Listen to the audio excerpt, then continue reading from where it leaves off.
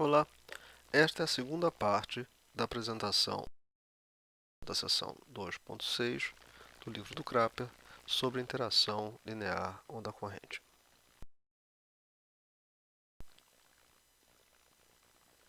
Nesta imagem, tirada do Earth Observatory da NASA, podemos ver várias feições de ondas, a interação de ondas com correntes e alguns fenômenos adicionais como o óleo na superfície do mar.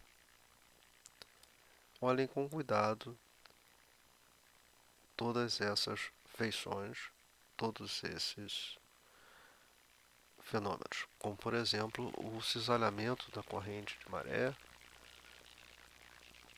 a mistura das águas, as circulações secundárias, o cruzamento de cristas de ondas, são três de ondas diversos que interagem entre si, e as feições, a interação das feições de fundo com a propagação das ondas.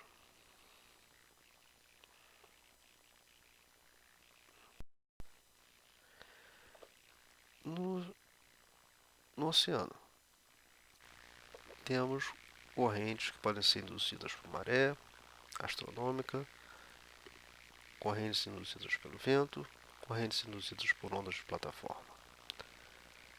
Vemos nesse diagrama as elipses das correntes de maré astronômica da componente M2, que durante o dia elas vão variando a sua direção.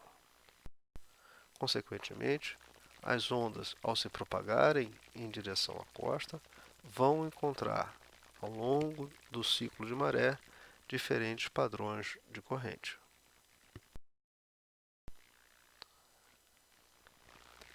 Considerando o diagrama que já adotamos na primeira parte, temos a celeridade da onda c minúsculo, que seria a celeridade se não houvesse corrente, ou, para um observador, que se desloca a velocidade da corrente u.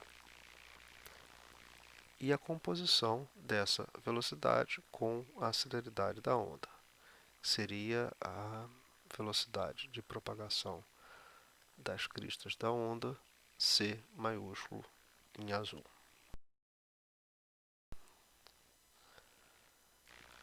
Temos então as componentes da velocidade, do número de onda, a expressão do potencial de velocidade para a situação corrente uniforme mais onda, a expressão da fase, onde o ômega é a frequência em relação a um referencial fixo. Tínhamos o problema não linear para este potencial onda mais corrente. Isto foi dividido explicitando a parcela da contribuição da onda e as contribuições não lineares.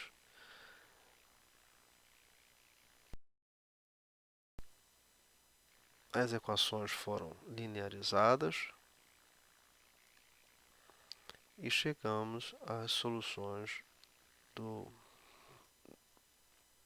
superfície livre e do potencial de velocidade. Resta agora estabelecer a relação entre a constante A e a altura da onda h.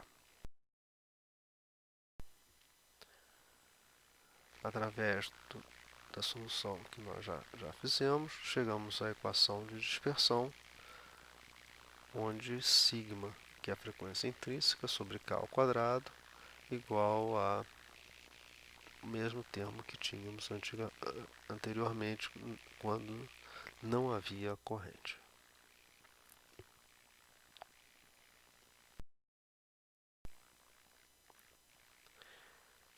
Essa equação de dispersão ela vai admitir outras soluções diferentes daquelas que tínhamos quando não havia a corrente.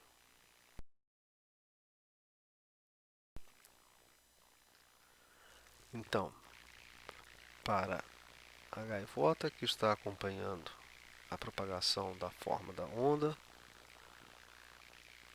ela vê apenas uma forma que está parada no espaço. Para o peixe que está acompanhando o deslocamento da corrente, ele mede um período da onda diferente daquele que é medido pelo siri que está no fundo, ou seja, o observador fixo observa um período de onda diferente do observador móvel.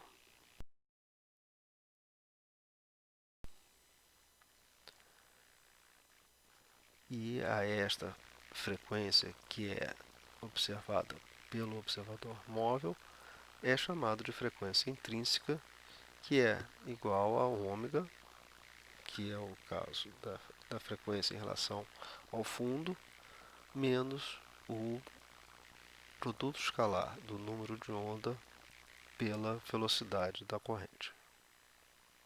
Dependendo da direção relativa entre propagação de onda e a corrente, podemos ter um aumento ou uma diminuição da frequência intrínseca.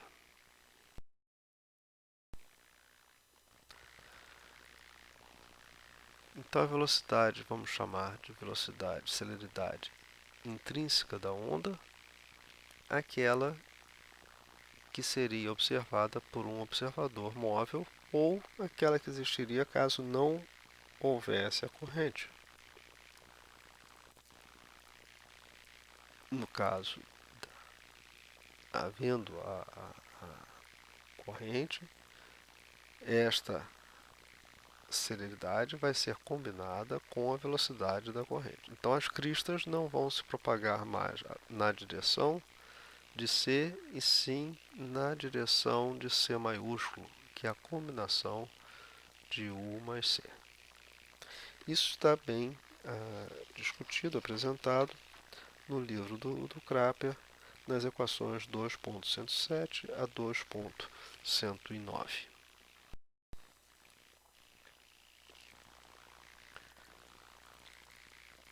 Então, enquanto que você vai observar, por exemplo, numa imagem de satélite, as cristas,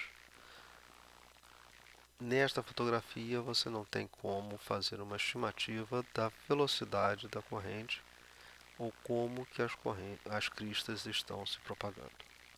Ou seja, as cristas, na presença da corrente, terão um comportamento diferente daquele que teriam caso a corrente não existisse. E se essa corrente variar ao longo do dia, nós teremos uma propagação diferenciada ao longo do dia de acordo com a orientação relativa entre a velocidade da corrente e a celeridade da onda, o número de onda.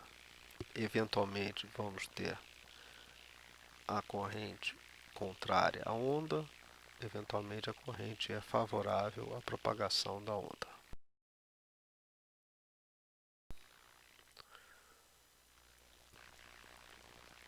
Para a reflexão de vocês, deixo a pergunta sobre as velocidades da partícula na presença de uma corrente que fosse perpendicular à onda, ou seja, a corrente é alinhada ao longo das cristas da onda.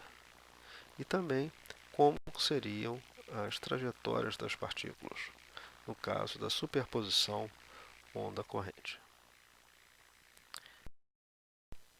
Isso encerra a nossa apresentação.